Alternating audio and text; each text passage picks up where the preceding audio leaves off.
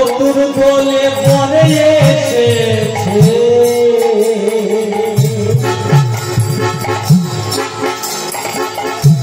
কারবারি হয়ে গো কারবারি হয়ে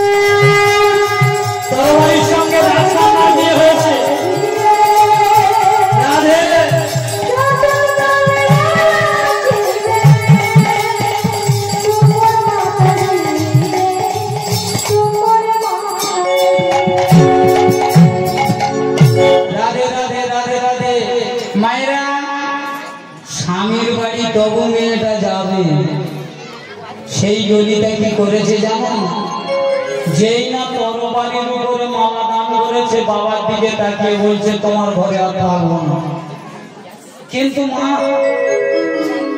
এই গভীর রাতে কোথায় যাবি শ্বশুর বাড়ি চলে যাবো দিয়ে যখন দিয়ে দিয়েছ আজ থেকে আমার ঘর স্বামীর ঘর আমি এখানে আর থাকবো না বৃদ্ধ মন্ত্রীকে বলল এই চতুর্থলে এখনই আমায় নিয়ে এই রাতের মধ্যে আমার শ্বশুর বাড়ি পৌঁছে দাও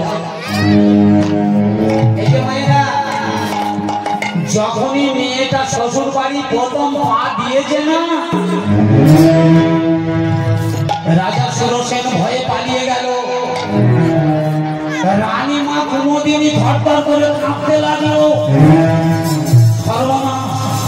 আজকেই বিয়ে আজকেই বৌমা ঘরে থরথর করে কাঁপছে থরথর করে কাঁপছে হে ভগবান এতটুকু একটা মেয়ে আছে এত বড় মিথ্যা ঠাকুর ঠাকুর তুমি আমায় বলে না আমি কেমন করে এই মিথ্যাটাকে আমি চাপা দেব বৌমা বলে উঠল মা ও মা ছেলের বৌমা বলে অমন ভাবে দূরে দাঁড়িয়ে থাকবে হে ভগবান এ তো পুরো নাগেশ্বরের মতো সুন্দর ভাবে কথা বলতে পারে হবে না সুন্দর তারা হয় ছোট করে বলে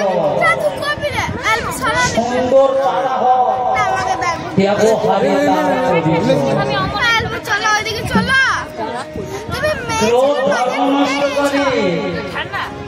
যত সুন্দর দেখে যদি নিজের ভাষাটাকে সংযত করতে পারো তুমিই হবে সবার উপরের মানুষ এটা চাণক্য পণ্ডিত বলে গেল আমি বাংলা ভাষাটা অনুবাদ করে বলি কারণ শ্লোকে বলেছে একে নাপি কুবৃক্ষেন কঠোরস্তেন বন্ধিনা তাহতে তত্তানংসা কুবানাং কুলাম যথা বংশে আসতে কথা না বনের মধ্যে যদি একটা কুবৃক্ষ থাকে কুগাছ সেই গাছের ঘর্ষণে যেমন দাবানল মানে আগুন তৈরি হয়ে সারা বনকে পুড়িয়ে ছারখার করে দেয় বংশে যদি একজন কুপুত্র জন্মায় সেই পুত্র হতে সেই বংশ ধ্বংস হয় কিন্তু একে নাপি সুবৃক্ষেন পুষ্টিতেন সুগন্ধেন তত্তনং মস্তিতং যেন সর্ব বনঙ্কুলং যত বনের মধ্যে যদি সুবৃক্ষ থাকে অর্থাৎ বনের মধ্যে যদি একটা চন্দন গাছ থাকে না বাবারা, বুঝতেই পারছেন সেই চন্দন গাছের গন্ধে সারা বনটা মাতিয়ে রাখে, ঠিক না বাবা? তত্র বংশে যদি একজন সুপুত্র জন্মায়, সেই পুত্র হতে নিতাই গৌর হরিবোল বলে বংশ উদ্ধার। তবে সে যেন কৃষ্ণ ভক্ত হওয়া চায়। আজকে ললিতা বাড়িতে যেই পা দিয়েছে, মা থরথর থরথর করে কাঁপছে, থরথর করে কাঁপছে। মা, ও মা, তুমি আমায় বুকে টেনে নেবে না? কুমুদিনী তাড়াতাড়ি করে এসে বলছে, এসো বৌমা এসো। ঘরের মধ্যে লুকিয়ে নিয়ে গেল। ছেলেটা পাশের ঘরে আছে, বৌমা জানে না, কিন্তু বাবা মা তো জানে। একেবারে মিথ্যে কথায় চলছে কাজ। এমনি ভাবে কিছুদিন গত হয়ে গেল, এমনি ভাবে কিছুদিন গত হয়ে গেল। স্বামীর জন্য আজ ব্যাকুল হইল, আমায় বলে দাও, আমায় বলে দাও, কোথায় গেলে পাবো স্বামী, আমায় বলে দাও, কোথায় গেলে পাবো স্বামী। নিতাই গৌর প্রেমানন্দ হরি হরি বল। কোথায় গেলে পাবো স্বামী।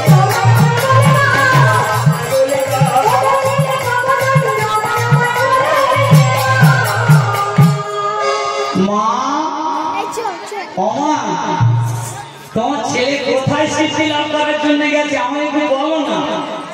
এই যে মায়েরা, কিছু মনে করবেন না, আমি আপনাদের সন্তানের মতো। নতুন ছেলে নতুন মেয়ের যদি বিয়ে হয়, আস্তে আস্তে তাদের তো অনেক কিছু চাওয়া পাওয়া থাকে নাকি?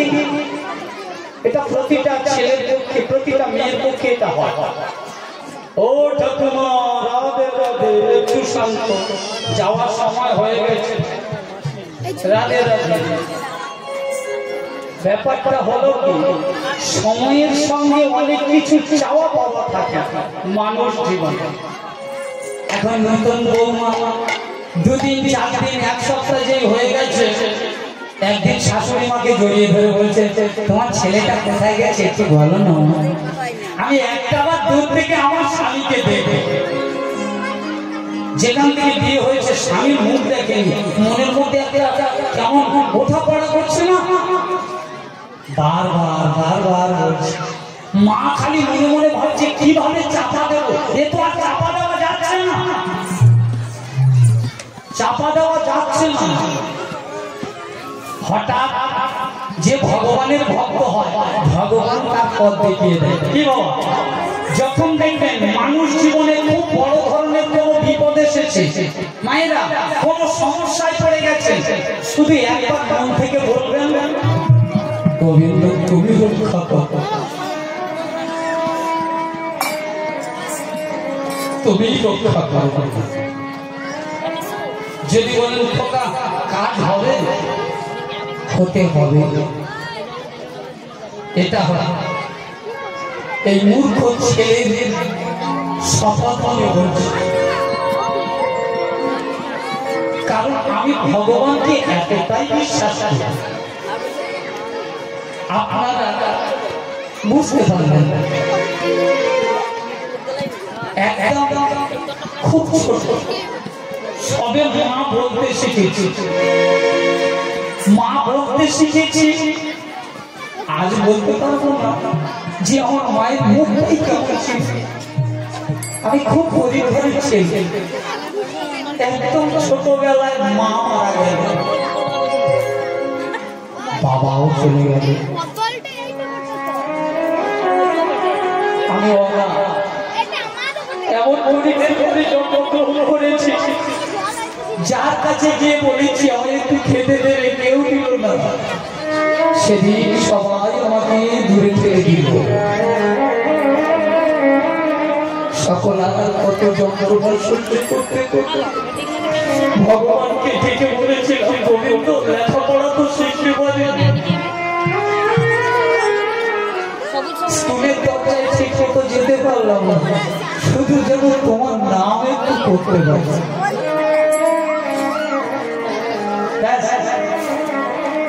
অনেক বন্ধুত্ব কিচ্ছু জানি না, আমি কিচ্ছু জানি না, সবই আপনাদের দয়া। আজকে সেই মূর্খ এতদিন হরিনাম করে বেড়াচ্ছে, দেশ বিদেশে যাচ্ছে, আমি নিজে কি বলি আমি নিজে তো জানি, তবে সবই হলো আমার সেই মৃত্যু বাবা আমার বড়। আজকে যদি তারা দেখতো যে একটা ভাঙাগড়ের ছেলে আজকে হরিনাম গাইছে, কালকে শুধু একবার বলেছিলাম গোবিন্দ তোমার নামে আজকে আমি সবাইকে আনন্দ দিতে পারলাম না, তাহলে আমি কি হরিনাম শেষে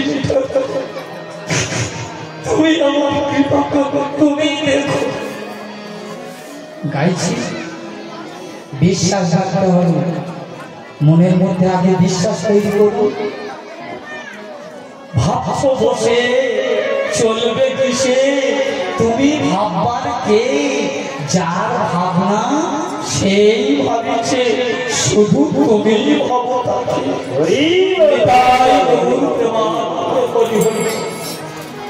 কেউ কারোর জন্য ডাকলে হবে, তবে ভগবানের কাছে বলেছি ভগবান ছোটবেলা থেকে তুমি আমায় যা দিয়েছ আমি সব আঘাত দিয়েছি, আমি চাই না এবার আমার মুক্তি দাও, আমি আমার বুঝতে চাই না কেন জানো দিন বন্ধু রে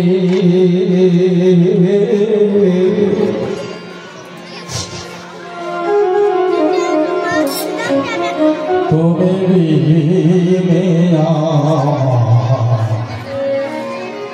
আমার কেহ না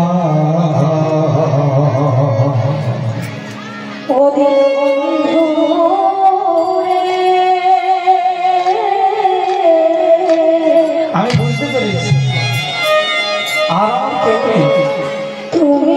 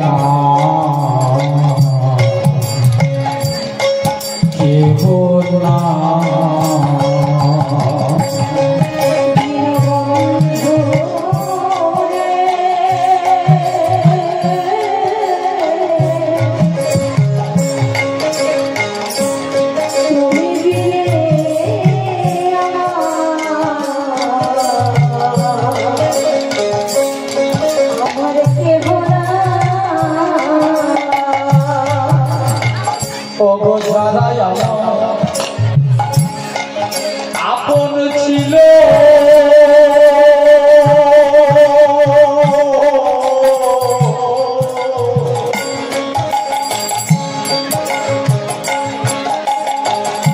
সবাই ফাঁকি দিয়ে চলে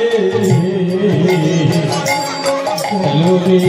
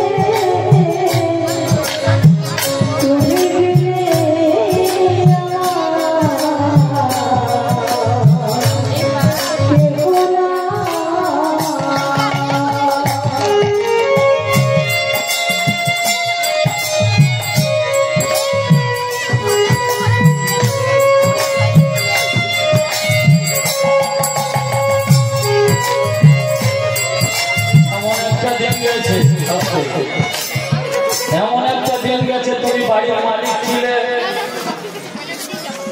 তুমি 4টে ছেলে মেয়ের বাবা মা, তুমি বাবা বাড়িতে যতক্ষণ না আসবে তোমার আগে কেউ খাবারটা খাবে না। আজকে তুমি সেই বাবা,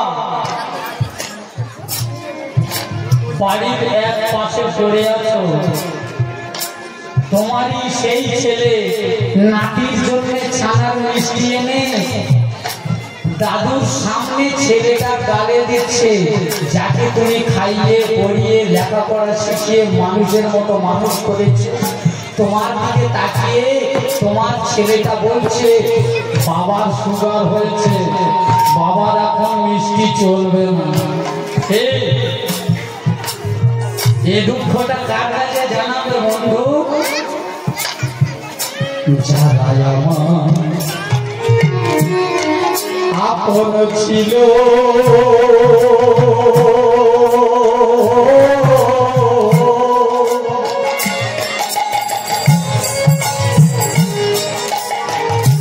তারা আমার মাটি করে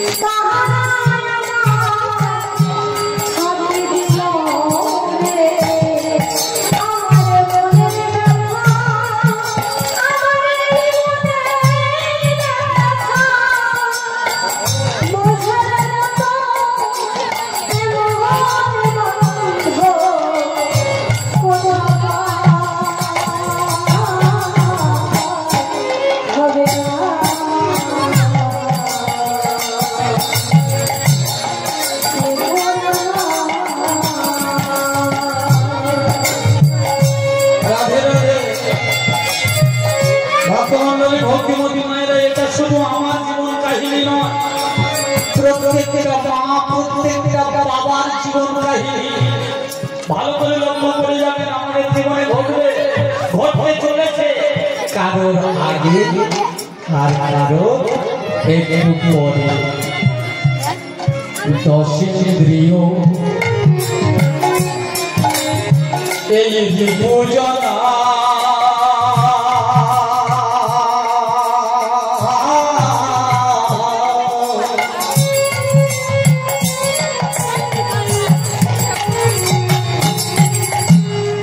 এরা সদাই দিল আমার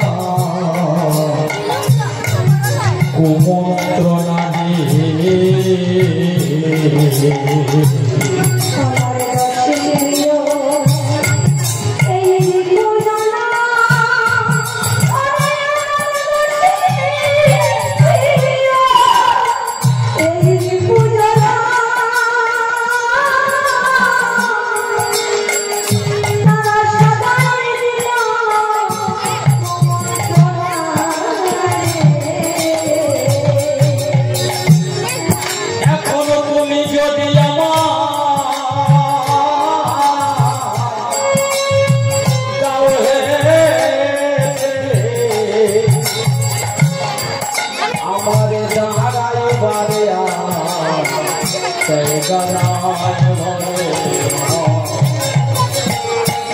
কেহ না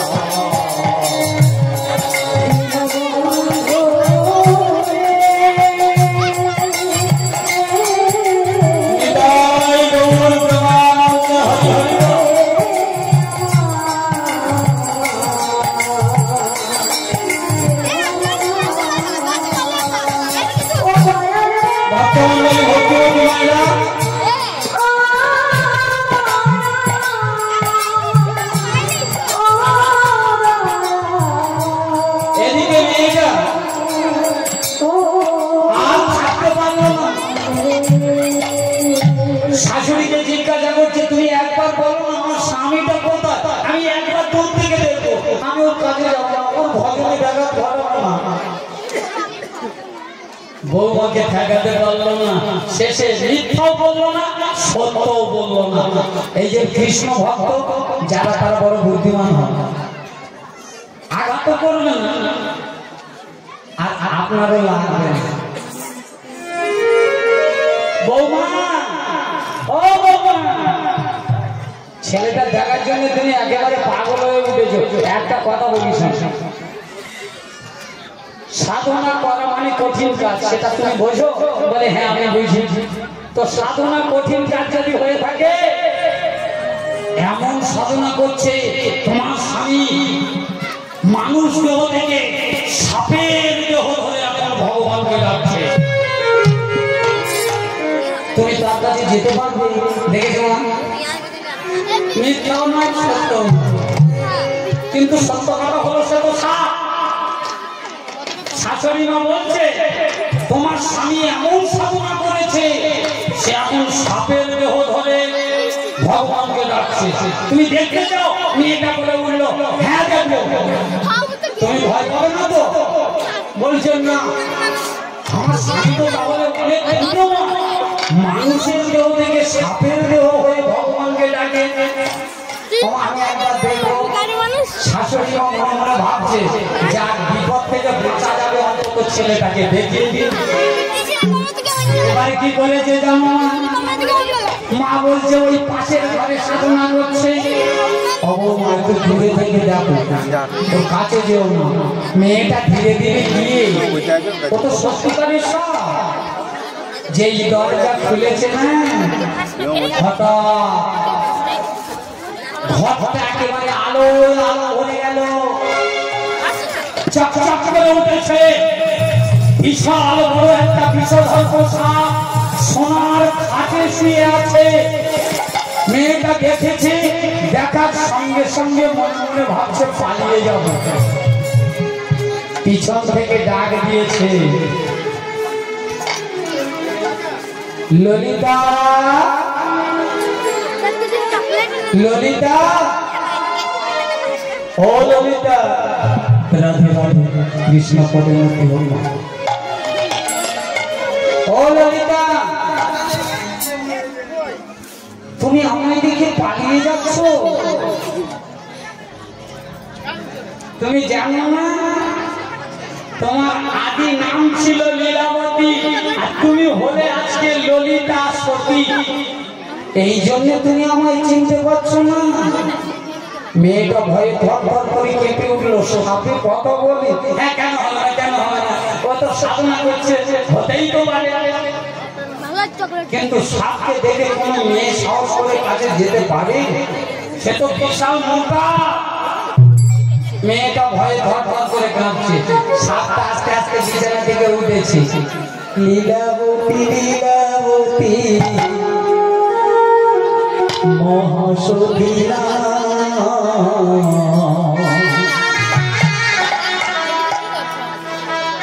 আমার ধর্ম মনে হলো এই পরিণাম।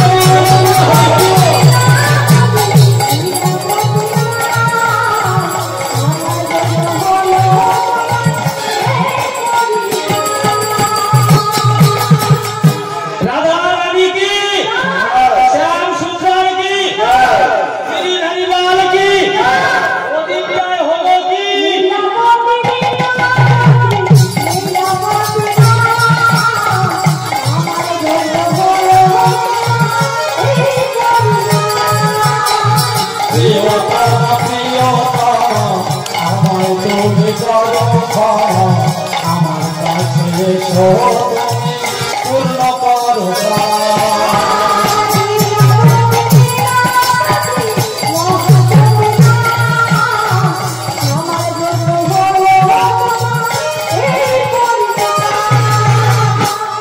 যখনই যাচ্ছে মেয়েটা সাপটার দেহটাকে বলে বাবা এখানে আর থাকবো না, ছুটতে ছুটতে পালাতে গেছে। যেই না পালাতে গেছে না, সাপটা এসে ওর দেহটাকে জড়িয়ে ধরে বলছে তুমি আমার থেকে পালাচ্ছ কেন? আমি তো তোমার স্বামী, তুমি আমার থেকে পালাচ্ছ কেন? আমি তো তোমায় ভালোবেসে দেখেছি। মেয়েটা বলছে দেখো আমি তোমায় চিনতে পারছি না, তুমি কে? সঙ্গে সঙ্গে বলে উঠল আমি কৃষ্ণ ভক্ত নাগেশ্বর। নাগেশ্বর মানে তুমি সাপ? বলে তুমি নাম ধরে বিচার করতে শেখনি, রাজার মেয়ে হয়েছে। আমার তরবারিতে তুমি মালা দিয়েছো, তুমি তো আমার স্ত্রী, আমার সঙ্গে তো সংসার করতে হবে, তুমি ভয় করে পালাচ্ছ। মেয়েটা ভয়ে থরথর করে কাঁপতে কাঁপতে বলল এমন স্বামীর ঘর করা যায়? যেই এই কথা বলেছে না, অমনি সাপটা একেবারে জড়াতে জড়াতে মাথার উপরে গিয়ে মাথায় আগে বসে সবসময় উঠতে যেই না সবল দিয়েছে, রাজ্য জুড়ে শোকের বন্যা বয়ে গেল।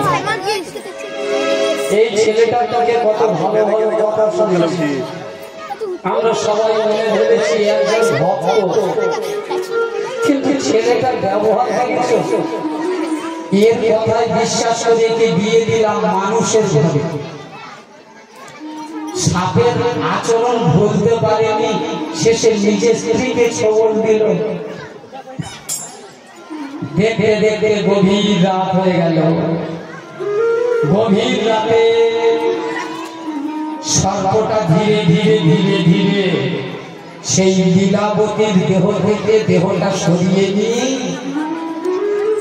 মুখের মধ্যে মুখটা দিয়েছে সাপ, মুখের মধ্যে দিয়ে নিজের বিষটা আস্তে আস্তে করে তুলে নিয়েছে।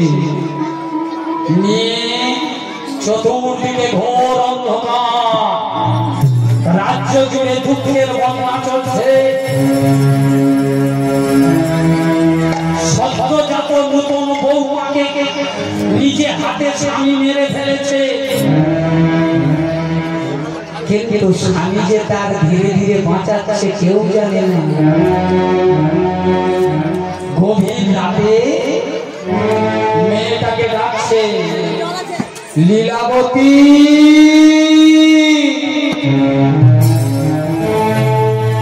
ওঠো জাগো। লীলাবতী ধীরে ধীরে তাকিয়ে দেখছে, দেখছে বদনের মধ্যে সাপের বদন।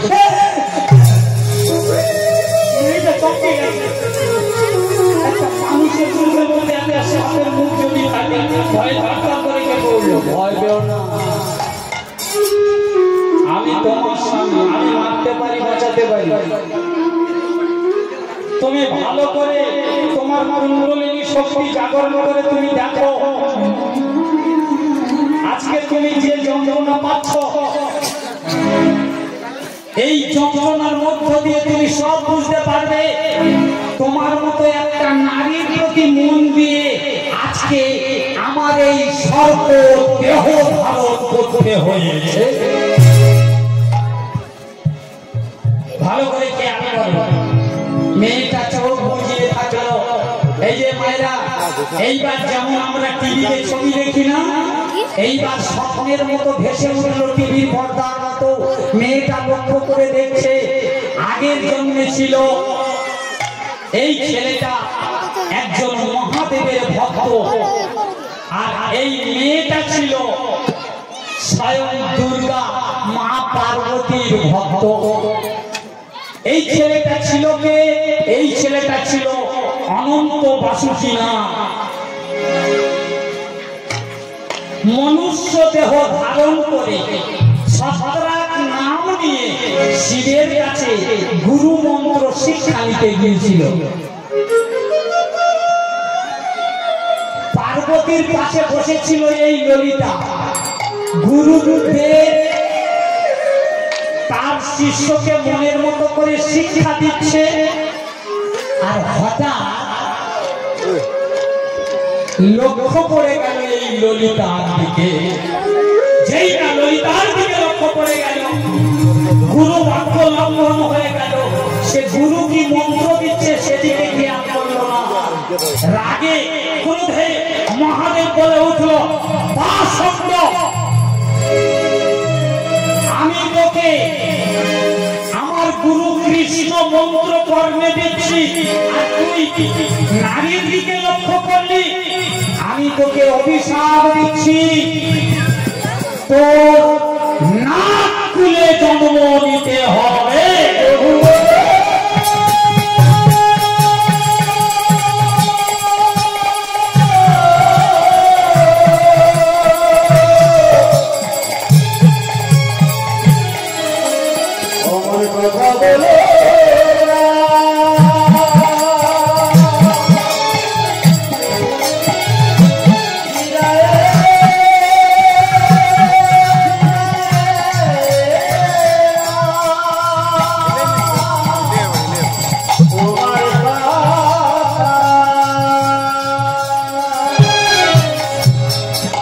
আজকে লক্ষ্য করে দেখো ললিতা, তুমি নিজে দেখো, আমার মাথাটা খুব যন্ত্রণা হচ্ছে, যেন 100খানা সাপ একসঙ্গে আমার মাথায় লেগেছে। আমি সহ্য করতে পারছি না স্বামী। ললিতা না, ওটা নিতে হবে। 100 যন্ত্রণা কেন, 1000 যন্ত্রণা যে তোমার নিতে হবে। মনে পড়ে মহাভারতের ভীষ্মদেব যখন মৃত্যু যন্ত্রণায় শরের উপরে ছিল, কত যন্ত্রণা পেয়েছে। মনে পড়ে তোমার যত যন্ত্রণা পেয়েছে, তার চতুর্গুণ যন্ত্রণা তোমায় পেতে হবে। আজকে মহাভারতের ভীষ্মের কথাটা নিজের মনের মধ্যে একবার ধ্যান করে দেখো, ধ্যান করে বোঝো। মেয়েটা এইবার ধ্যান করে দেখছে মহাভারতের কথা, অমৃত সমান কাশীরা মহাস কহে শোনে পুণ্যবা।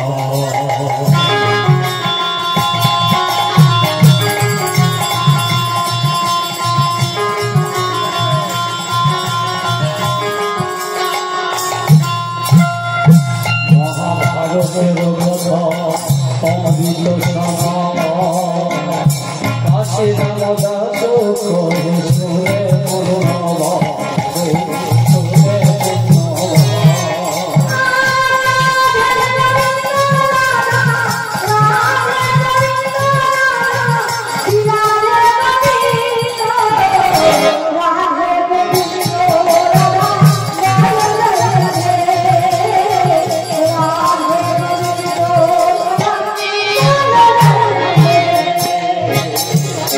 বিশ্বদেবের সর্বসাক্ষা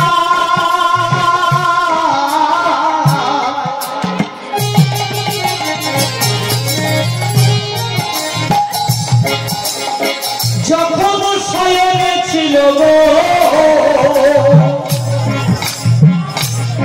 চোখের জলে কেঁদে কেঁদে ভগবানকে বলে, হে ভগবান তোমায় বলি গো,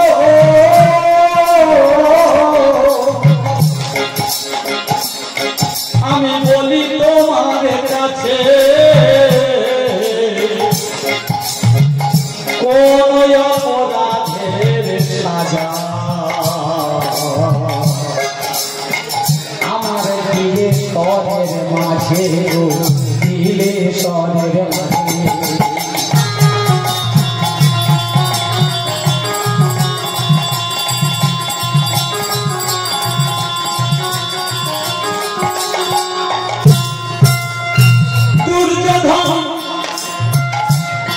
অর্জুনের যুদ্ধে ভীষ্মদেব সরসজ্জায় গেছে, তখন কাঁদছিল। তার ইন্দ্রকাল বডিতে সব তীর নেতা ছিল, শুধু মাথাটায় তীর ছিল না। দুর্যোধন দেখে বলে পিতামহ, তোমার মস্তকের জন্য চিন্তা করে না করে না।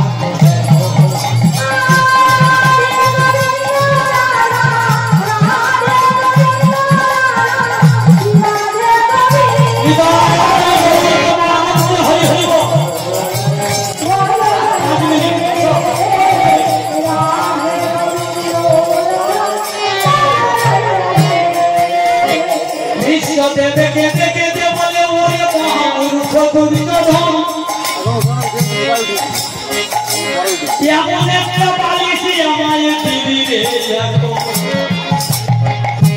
যার ঘরের বিছানা তার বালিশে কি হবে? অর্জুনের দিকে লক্ষ্য করে আগে মনে মনে বলি, অর্জুন করে বলি আমার মস্তক ঠিক করো।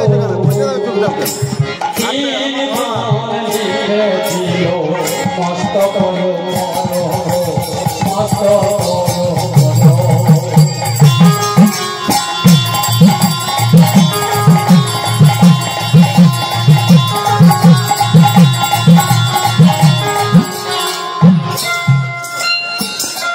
অর্জুন যখন পান মেরেছে, চোখের জলে ভীষ্ম ভেসে যায়।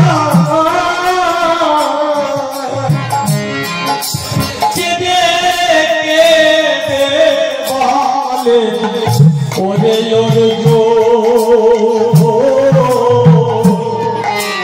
তোর কৃষ্ণ কোথায় বল না,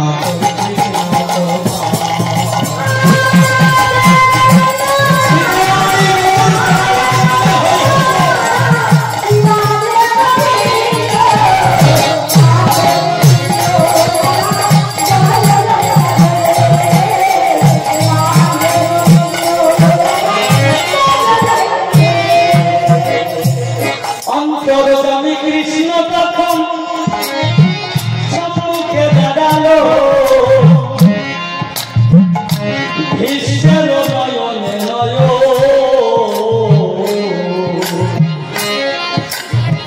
দেখা যে হইল। ভীষ্মকে বলে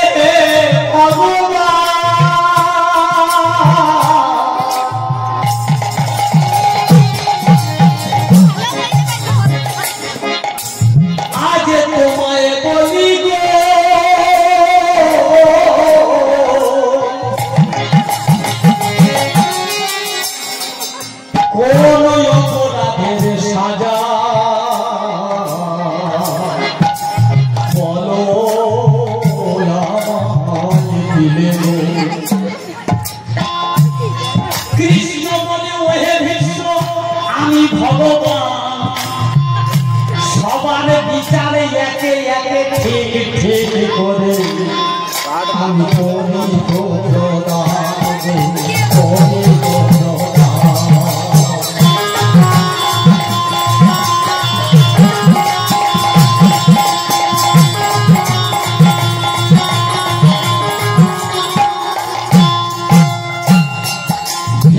বলে হে ভগবান, কি পাপ করিলাম? ভগবান বলে শোনো ভীষ্ম, আগের জন্মে তুমি পথ দিয়ে হেঁটে যাচ্ছিলে, তোমার কাছে একটা বাড়ি ছিল, পাশ দিয়ে একটা সাপ যাচ্ছিল, আস্তে ছোট করে তোমার কর্ম ঠিক করো।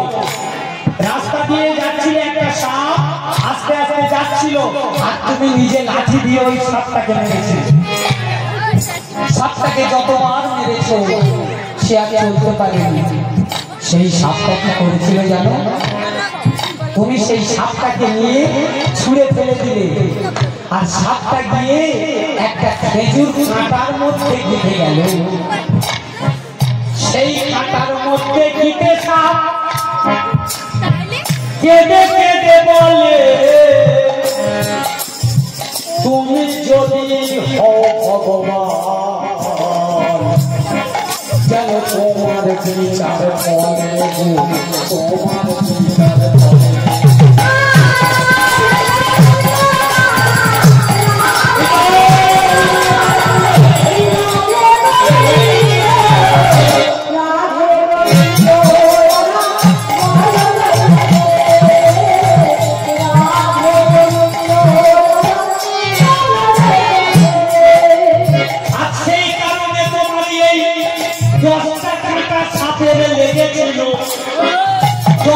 দশকে 100 কাটা হয়ে সেই গান আজ তোমার এই দেহে পৌঁছিল, পৌঁছিল।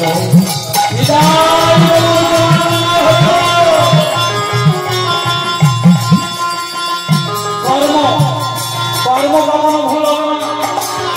তাহলে সেই কাটার জন্য তোমার এই দুর্দশা হলো। সব থেকে বড় অপরাধ যেদিন দ্রৌপদী সভা মাঠে বসন কেড়ে নিল, তুমি পিতামহ ভীষ্মদেব হয়ে নয়নে দেখিল, সেদিন প্রতিবাদে জানালে না, তুমি সবার গুরু হয়ে সেই অপরাধে দ্রৌপদীর চোখের জল সকল মাল হয়ে তোমার দেহে পড়িতে। আমি ভগবান আমার বিচার করতে হয়।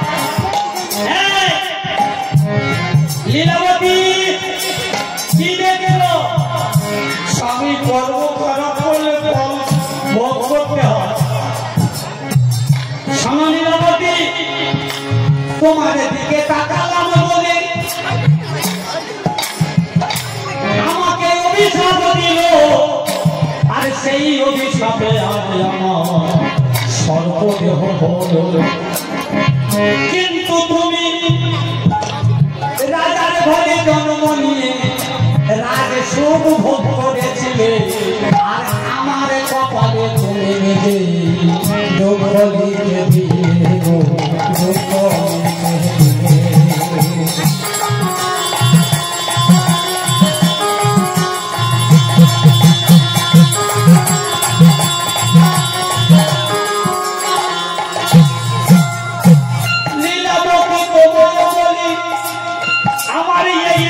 নিয়ে ওই গোদাবরীতে নিয়ে গিয়ে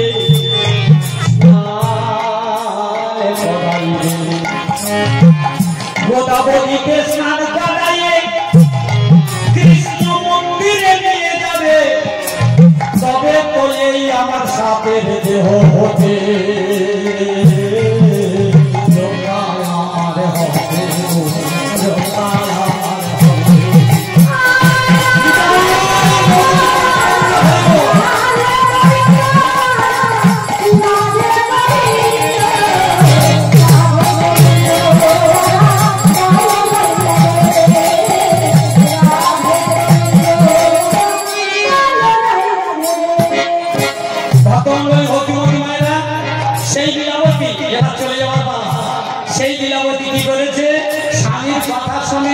সেই মোটা সাপ দেহটাকে গভীর রাত্রিতে নিয়ে গোদাবরীর জলে গিয়ে যখন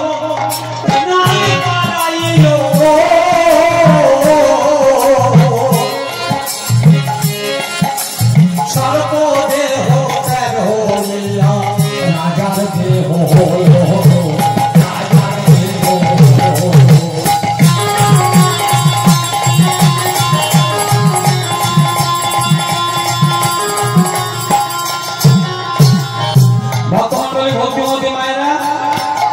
দুজনে একসঙ্গে গোদাবরী নদীতে স্নান করে উঠেছে।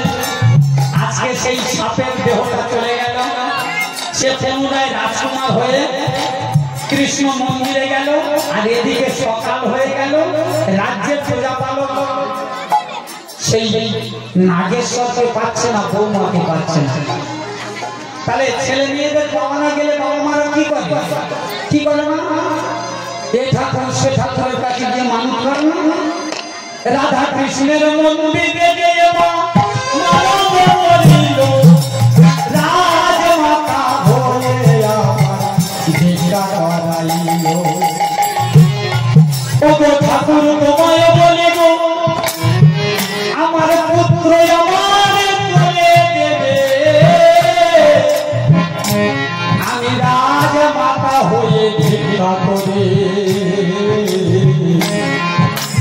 তোমায় যে খাওয়াই তোমায় যে খাওয়াই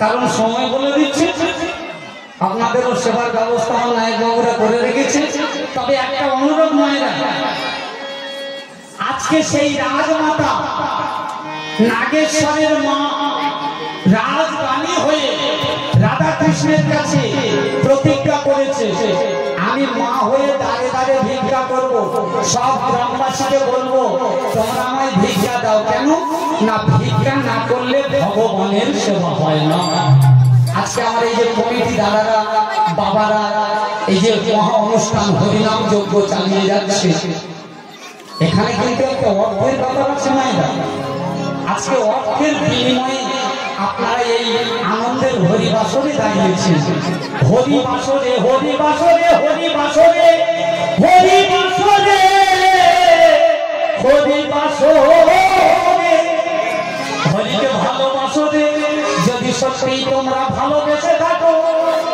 তোমরা যদি সত্যকারের মা হয়ে থাকো তাহলে ওই রাজমাতাকে আজকে ভিক্ষা দাও ওই রাজমাতা যেন সন্তান ঘরে ফিরে এলে ভিক্ষা করে ভগবানের প্রসাদটা দিতে পারে যেমন আমার কমিটি দাদারা ভিক্ষা করা বস্তু নিয়ে তবে কিন্তু গোবিন্দ সেবায় লাগিয়েছে আজকে আপনারা সেই প্রসাদ পাবেন পরম প্রসাদ তাহলে এখন আপনাদের মনে যার যেমন ইচ্ছা আপনারা ভিক্ষা দেবেন তবে আওয়াজ না হওয়া ভিক্ষা যেমন হয় আওয়াজ হলে শব্দটা বেশি হলে ভিক্ষা ভালো হয় তাই বলি দিতে হবে না বসো বসো বসো মশা বলে বসো বসো এইবার হলো কি আজকে সেই ললিতা আজ সেই কৃষ্ণ ভক্ত নাগেশ্বরকে নিয়ে গৃহে ফিরে এলো বদন ভরে সবাই মিলে হরি হরি বলো হরি হরি বলো